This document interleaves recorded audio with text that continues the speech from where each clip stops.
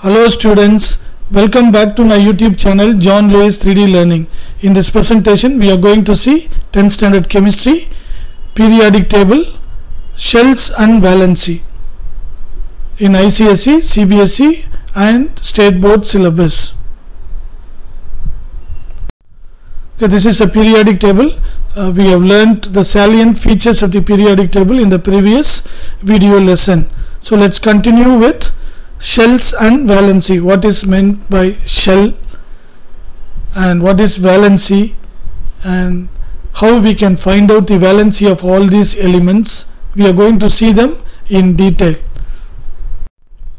So this is the model of an atom. We know atom consists of three particles. What are they? Pen. P stands for proton, E stands for electron and N stands for neutron. So in which the protons and neutrons are present in the nucleus. So you can see the red color and the yellow color. See here, the red color are proton, the yellow color are neutron, and the blue color, blue dots, so which are revolving around the nucleus are called electrons. Okay, proton and neutrons are in the nucleus and electrons revolving around the nucleus at various energy level. These energy levels are known as shells or orbits.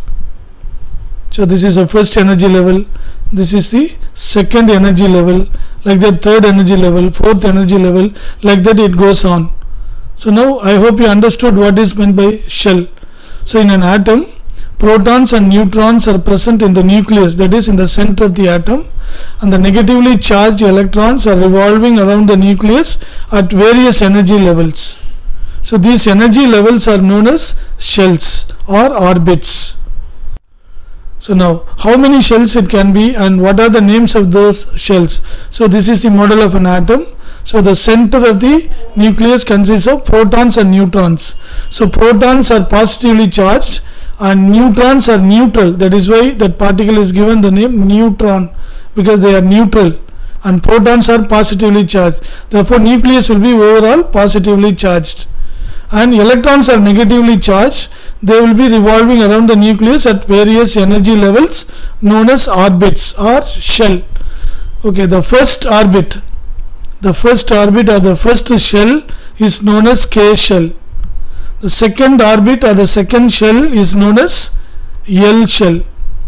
The third orbit, see, the third orbit or the third shell is known as M shell, and the fourth orbit or the fourth shell is known as N and O, like that it goes on. Okay, you can call it a first orbit, second orbit, third orbit or fourth orbit, or K shell, L shell, M shell and N shell. So we can call by any way, but we need to understand overall the atom is neutral, because protons are positively charged, that is present in the nucleus, and electrons are negatively charged, they are revolving around the nucleus. The number of protons will be equal to number of electrons. Therefore positive and negative are neutralized. Okay, neutrons are already neutral in nature, therefore it doesn't affect the electrical charge of the atom. So the number of protons is equal to number of electrons. That is what is known as atomic number. The number of protons or the number of electrons in a neutral atom is known as atomic number. Therefore the proton and neutrons should be equal in a neutral atom. But the neutrons may be different or may be same. So that we will study in detail later. For the time being, this is what we need to understand. As a whole, atom is neutral, and protons and neutrons are present in the nucleus. Electrons are revolving around the nucleus at various energy levels known as shell or orbits. So the first orbit is known as K shell, second orbit is known as L shell, third orbit is known as M shell, fourth orbit is known as N shell. Okay, let's proceed now.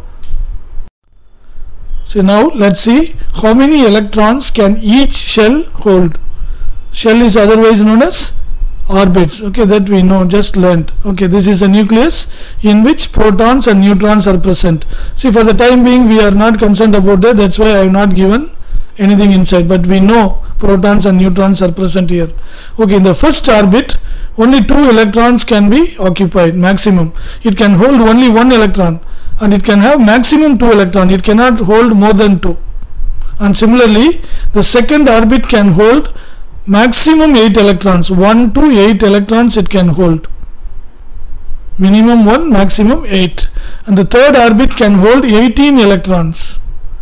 And fourth orbit onwards, 32 electrons. So which I have not shown here, because in 10th standard we are concerned only up to third orbits. That's why I have not given the fourth orbit. Okay, so how many electrons the first orbit can hold? 2. How many electrons the second orbit can maximum hold? 8 electrons. What is the third orbit can hold? 18 electrons. So this can be derived by using a formula. So that is, first shell is 2, second shell is 8, third shell is 18, and fourth shell onwards 32 electrons. But we have only up to third shell in our 10th standard syllabus. So this can be derived using a formula 2n square. N is the orbit number. Suppose it is the first orbit. So how many electrons it can hold? I told you 2 electrons. How you can derive? Okay, let's see here now how this can be derived. See here, first orbit you can take n as 1, therefore 2 1 square. So 1 square is 1, therefore 2 into 1 is equal to 2. How many electrons second orbit can hold? 2 into 2 square. So 2 square is 4, therefore 2 fours are 8. So it can hold 8 electrons. And third orbit, how many electrons it can hold? 2 into 3 square.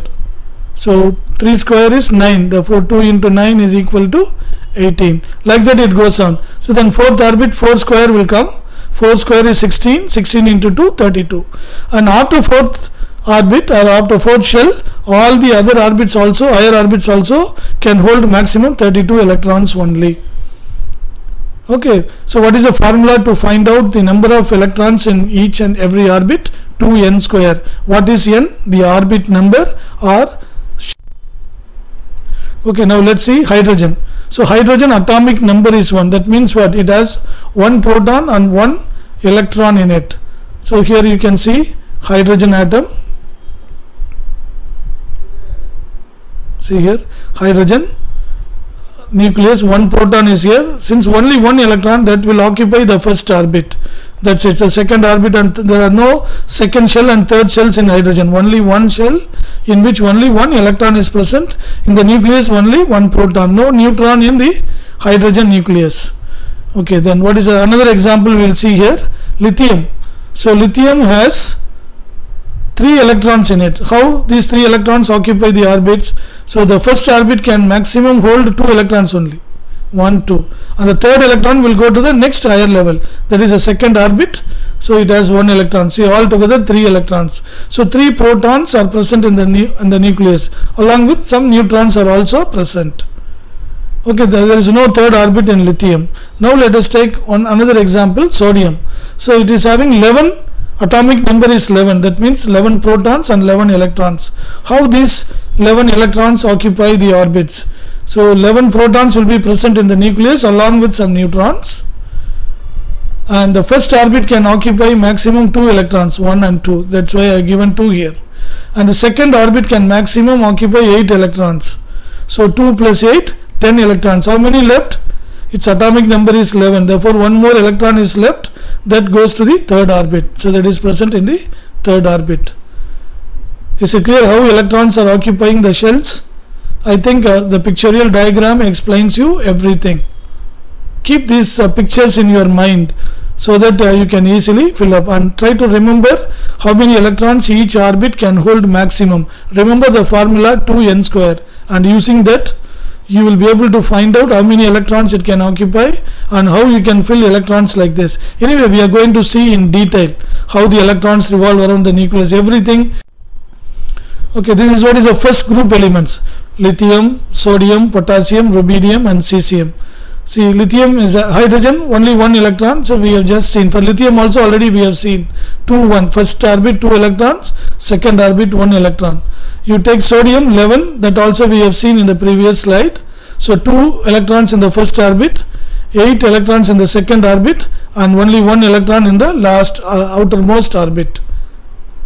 Okay, potassium is 19, so it involves 4 orbits, and rubidium involves 5 orbits, cesium involves 6 orbits, but we have got only up to third orbit, that is hydrogen first orbit, lithium 2 orbits, and sodium 3 orbits. So in 10th standard we are going to study in detail about only the first 3 shells.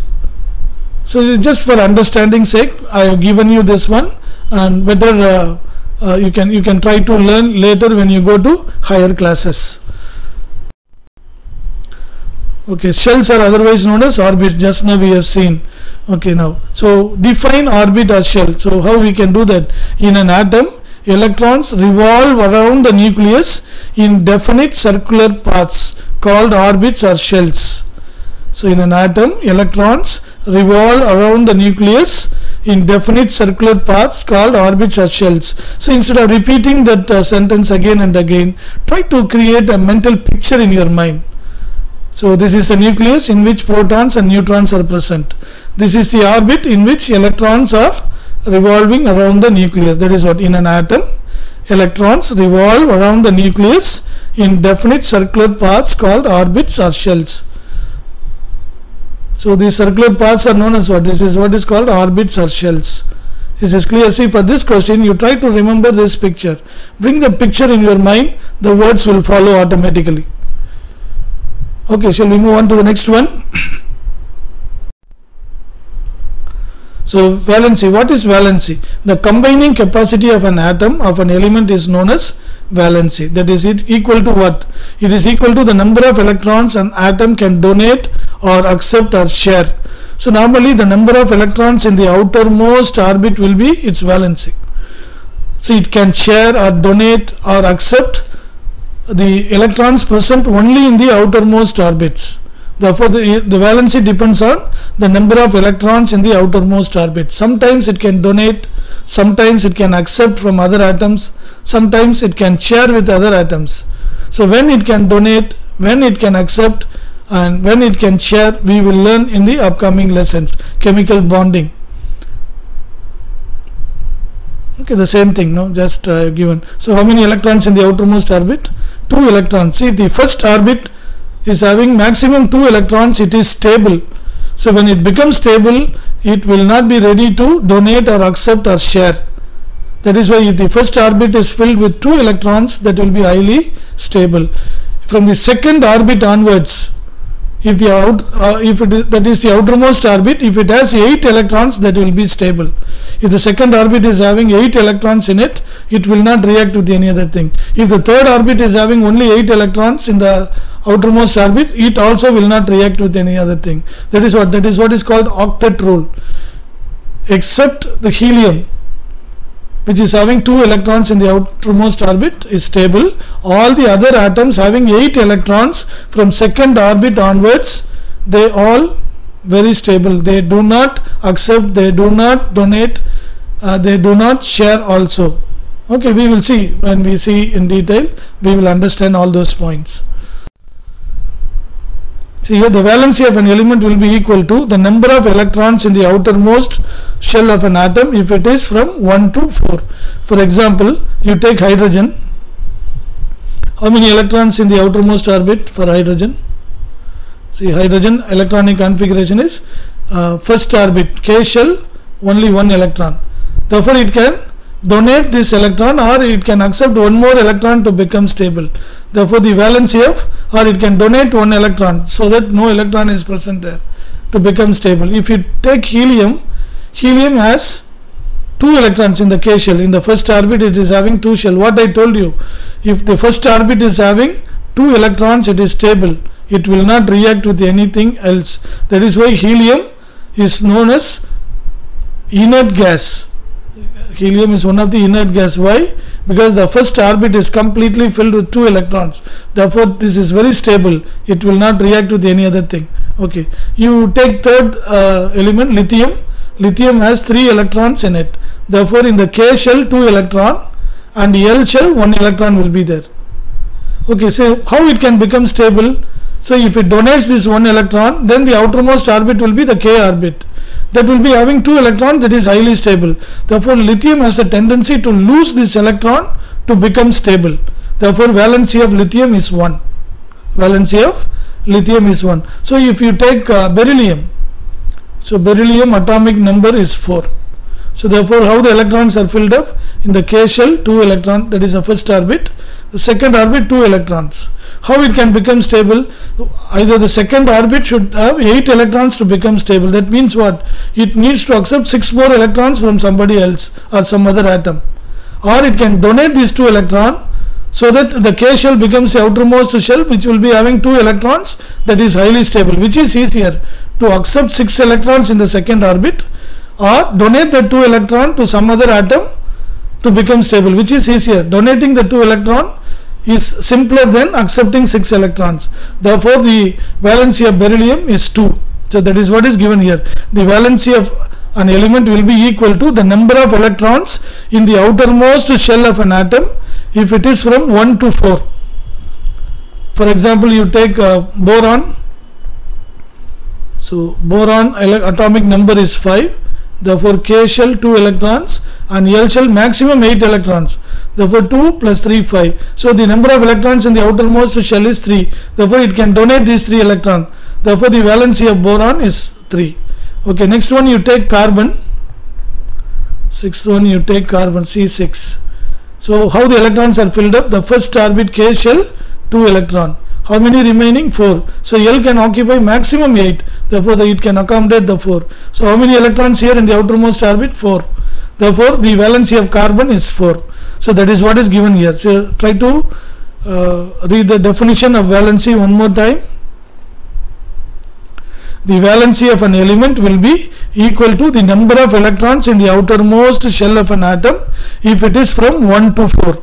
So write the electronic configuration, that is in each shell how many electrons are present. If the outermost orbit is having 1 to 4, that will be its valency. If it is more than 4, what will be its valency? We will see it in the next slide. So here, if the valency of an element will be equal to 8 minus the number of electrons in the outermost shell of an atom if it is 5 to 8. For example, if you take nitrogen, so atomic number of nitrogen is 7. Therefore, K shell 2 electron, that is first orbit. Second orbit 2 plus 5 7. So we cannot say the valency is 5 here, because the second orbit becomes stable if it has 8 electrons. So here it is easy to accept 3 electrons rather than losing 5 electrons. Therefore, here the valency of nitrogen will be 8 minus 5 is equal to 3. That is 8 minus the number of electrons in the outermost orbit. Okay, now you can find out what is the valency of oxygen. You try to find out yourself. So it has 8 electrons. Therefore, in K shell how many electrons will be filled? 2 electrons. In L shell can occupy maximum 8 electrons. Only 2 are there already. Therefore, it can occupy 6. So in the outermost orbit there are 6 electrons. Therefore, what is the valency of oxygen? 8 minus 6 is equal to 2. Is it clear? Okay, now what is the valency of fluorine? Atomic number of fluorine is 9. That means 9 electrons are present in it. How they are filled up? First shell 2 electrons, the second L shell 7 electrons. So now it has to lose 7 electrons to become stable, because after losing 7 electrons the first orbit will become outermost orbit. It has 2 electrons, therefore it is stable. Or it can gain 1 electron and get 8 electrons. What I told you, from the second orbit onwards, if the outermost orbit is having 8 electrons, that becomes stable. So here there are 2 options for fluorine. Either it has to lose 7 electrons or gain 1 electron, which is easier, gaining 1 electron. Therefore, its valency is 8 minus 7 is equal to 1. You got it? Okay, let us take neon. Neon atomic number is 10. Therefore, what is its configuration? So first orbit 2 electrons, second orbit 8 electrons, 8 plus 2 10. So it is already having 8 electrons. It is highly stable. That is why its valency is equal to 0. So 8 minus 8 is equal to 0. Therefore, it will not react with any other thing. This is also one of the inert gases like helium. So anything is having 8 electrons in the outermost orbit, let it be second orbit or third orbit or fourth orbit, that's immaterial. If it has 8 electrons in the outermost orbit, that is more stable. Okay, so now it's easy for you to find out the valencies. For example, if I tell you what is the valency of magnesium, how can you find out the valency of magnesium? Atomic number of magnesium is 12. Okay, atomic number of magnesium is 12. So how you can fill? K shell 2 electrons, L shell 8 electrons, 8 plus 2 10, M shell 2 electrons. Okay, now you see what is the number of electrons in the outermost orbit? 2. So if the number of electrons in the outermost orbit is less than 4 or less than 4, the number of electrons in the outermost orbit will be its valency. Therefore, what is the valency of magnesium? That will be equal to 2. Suppose I ask you what is the valency of chlorine. How can you find out the valency of chlorine? Chlorine atomic number is 17. Chlorine atomic number is 17. Therefore, how you can fill? K shell 2 electrons, L shell 8 electrons, 8 plus 2 10, then M shell will be 7 electrons. So here the number of electrons in the outermost is 7, that is greater than 4. Therefore, what is the valency of chlorine? 8 minus 7 is equal to 1. Is it clear? If it is from 5 to 8, if the number of electrons in the outermost orbit is 5 to 8, we have to subtract that electron from 8. 8 minus that number of electrons in the outermost orbit will be its valency. Hope it's very clear to you now. Easy to find out their valency if you know how the electrons are filled up in their orbits. Okay, so shall we proceed to the next one? So again the same thing I have shown, just to show you the electrons in the... Okay, next we will see how the electrons move around the nucleus in every atom. For the first 18 elements we are going to see. So let us take hydrogen. So protons and neutrons will be present in the nucleus, but unfortunately hydrogen has no neutrons. It has only one proton and one electron. So that will be revolving around the nucleus. I have shown it very slowly for you to understand, and the right hand side you can see it is moving very fast, and it can move in any in three-dimensional direction anywhere. But what I have shown you at the left hand side is only two-dimensional. Okay, hope you understood. So what is the valency of hydrogen? Valency of hydrogen is 1. Okay, now let's move on to helium. So helium atomic number is 2. Therefore 2 electrons are present. So first orbit itself can occupy 2 electrons which revolve around the nucleus. Hope this animation help you to imagine how the electrons will move in an atom. So the protons and neutrons are in the nucleus. They are stationary, they never move. Protons are positively charged and the neutrons are neutral. So protons are denoted with plus sign there.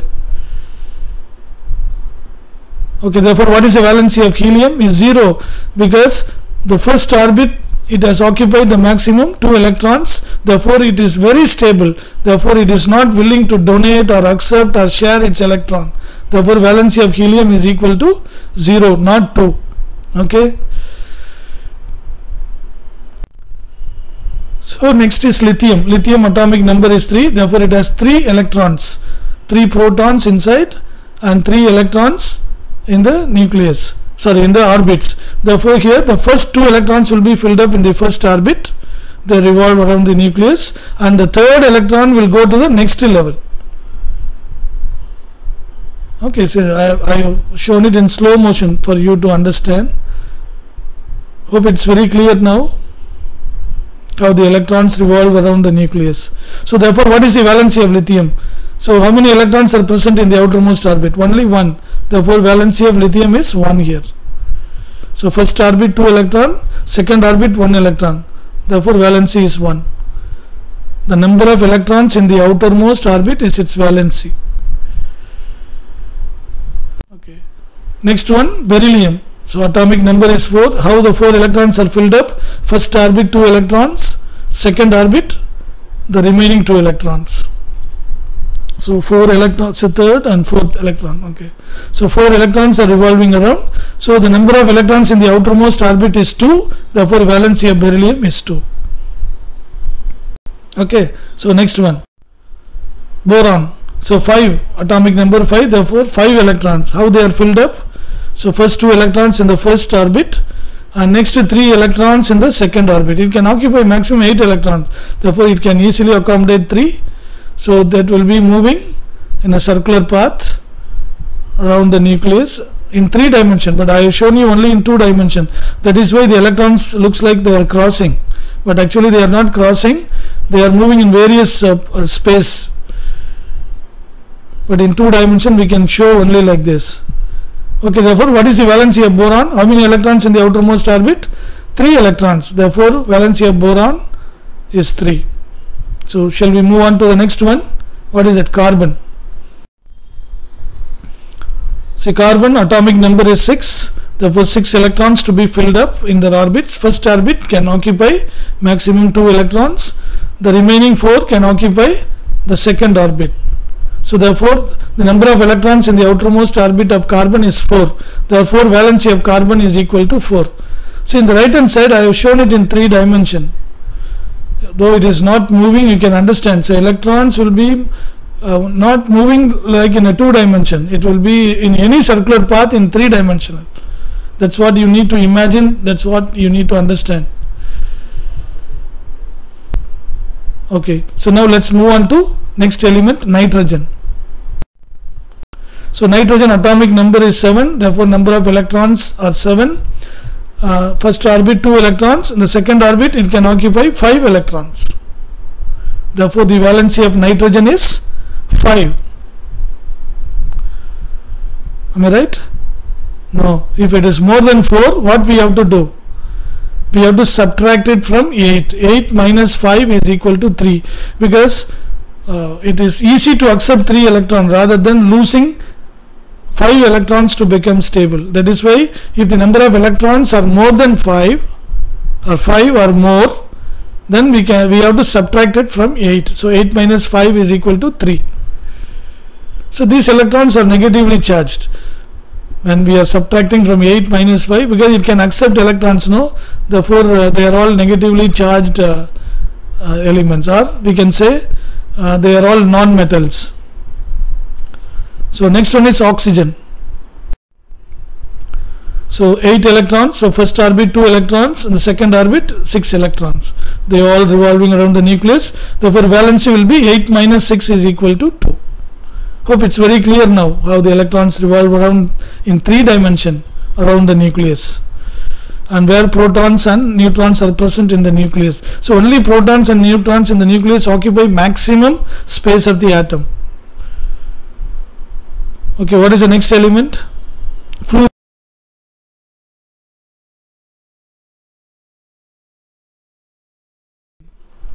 So fluorine 9. The first orbit 2 electrons, then the second orbit 7 electrons. Therefore it is easy to accept 1 electron rather than losing 7 electrons. Am I right? Therefore valency of fluorine is equal to 8 minus 7 is equal to 1. Okay, next one is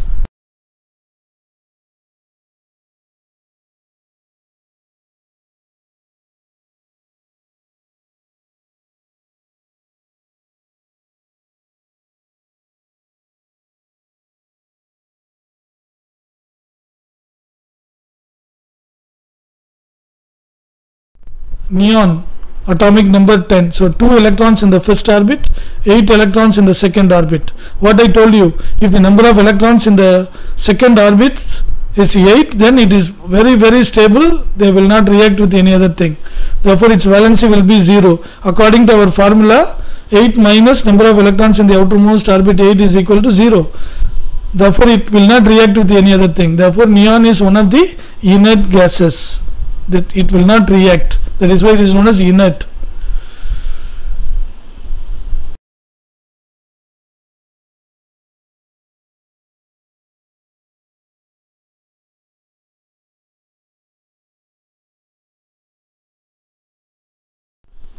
Okay, that's what. So electrons will be revolving not in 2 dimension, in 3 dimension. Just keep it in your mind how when the electrons move in 3 dimension, they will be in different orbits.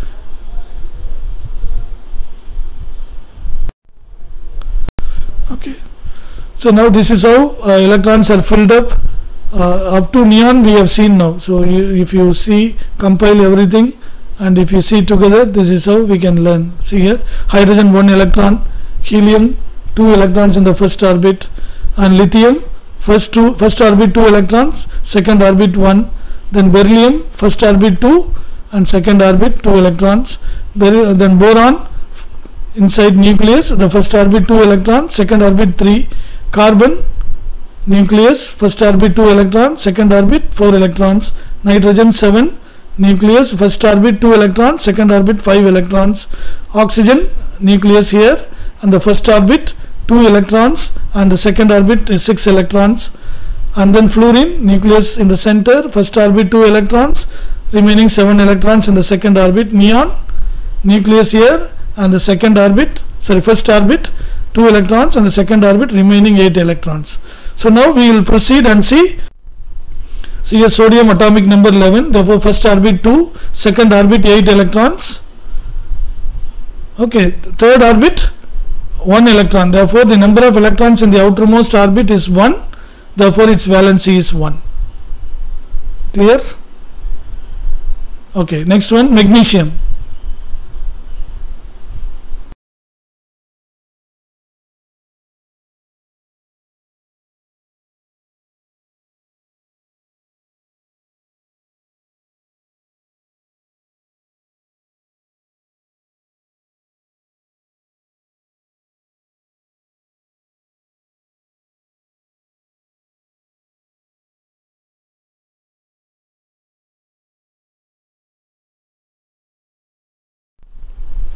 So magnesium atomic number 12, first orbit 2 electrons, second orbit 8 electrons and third orbit 2 electrons. Therefore the number of electrons in the outermost orbit is 2, therefore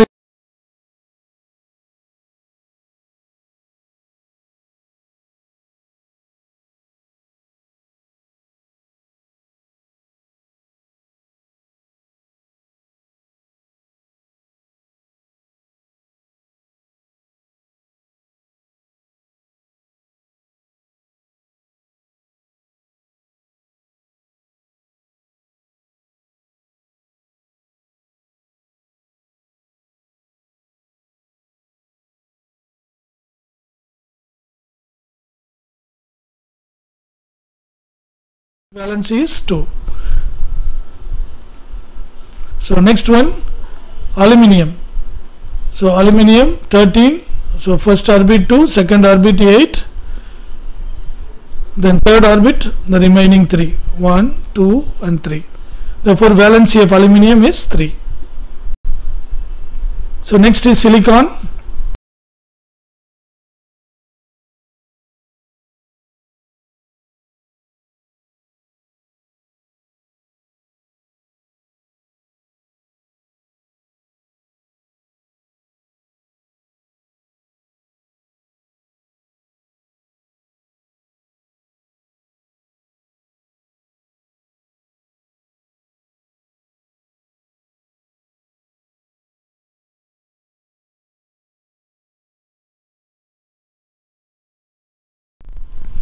Atomic number 14, therefore 2 electrons in the first orbit, 8 electrons in the second orbit and 4 electrons in the third orbit, that is the outermost orbit, therefore its valency is 4.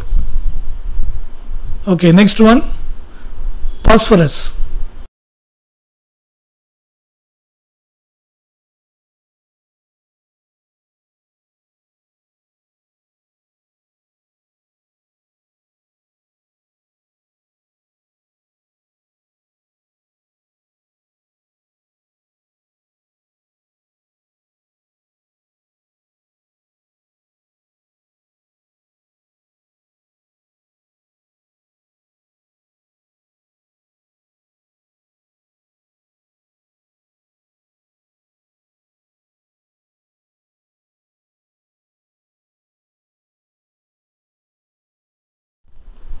So 15, how you can fill? Tell me. First one 2 electrons, second one 8 electrons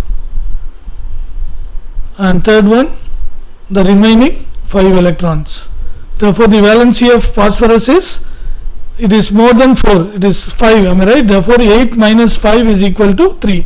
It can accept 3 electrons to become stable very easily. Therefore valency of phosphorus is 3. Okay, next one, sulfur.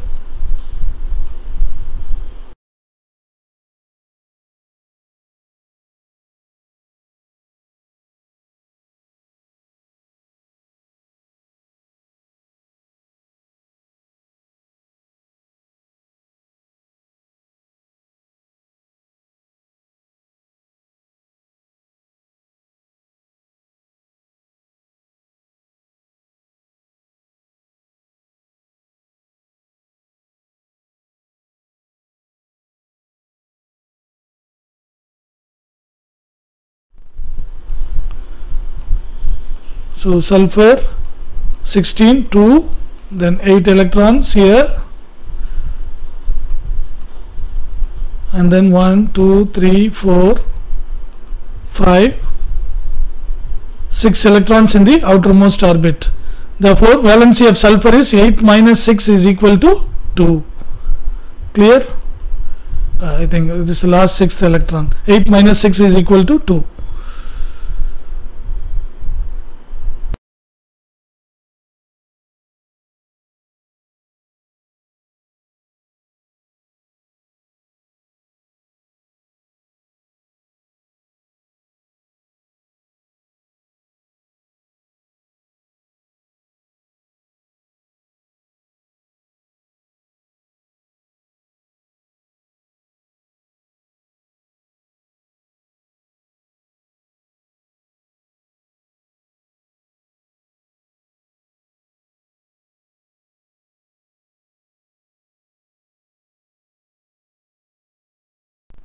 Okay, next is chlorine. So chlorine atomic number 17. Therefore 7 electrons will be in the third orbit. Therefore 8 minus 7 is equal to 1. So I have not shown it in animation here because it starts confusing already. No, too many electrons to imagine. So that's why now you understood exactly how they will be moving around the nucleus. Therefore without that animation you can imagine so. So valency of chlorine is 1. Then the last element, see atomic number of argon is 18. Okay, how it is filled up here, argon is 18. So you can see 8 electrons in the outermost orbit. If anything has 8 electrons in the outermost orbit, it is highly stable. Therefore it will not react with anything else. Therefore its valency is 0. Therefore valency 8 minus 8 is equal to 0. So now if you look at from sodium to, see already up to neon we have revised. Now if you look at from sodium to argon here, see sodium outermost orbit is having 1 electron, atomic number 11, 281. Then magnesium 282. So 2 electrons in the outermost orbit, therefore valency is 2. And aluminium 13, 283. So 3 in the outermost orbit, therefore valency is 3. Like that for silicon 4, therefore 4. For phosphorus 5 in the outermost orbit, therefore 8 minus 5 is 3. Therefore valency increases from 1 to 4 and then decreases to 0. Am I right? 1, 2, 3, 4, then 3, 2, 1, 0. Hope you understood this, how to find out the valencies. This is what valency of first group element will be 1, because only 1 electron will be present in the outermost orbit. Second group valency will be 2, and this we don't have it in our syllabus, and this also we don't have in our syllabus. And this is the 13th group, number of electrons in the outermost orbit are 3, therefore valency is 3.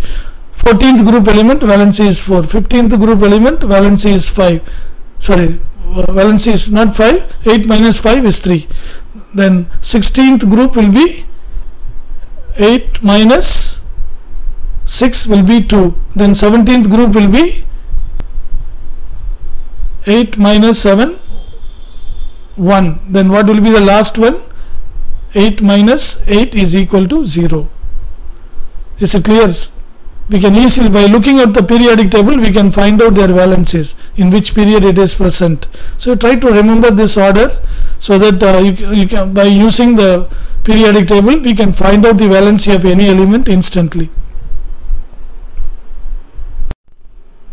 Dear students, hope you enjoyed watching this, and it was very interesting. So this concept will pop up again and again throughout your academics in schools and colleges. So thank you very much for watching. Until we meet next time, bye bye.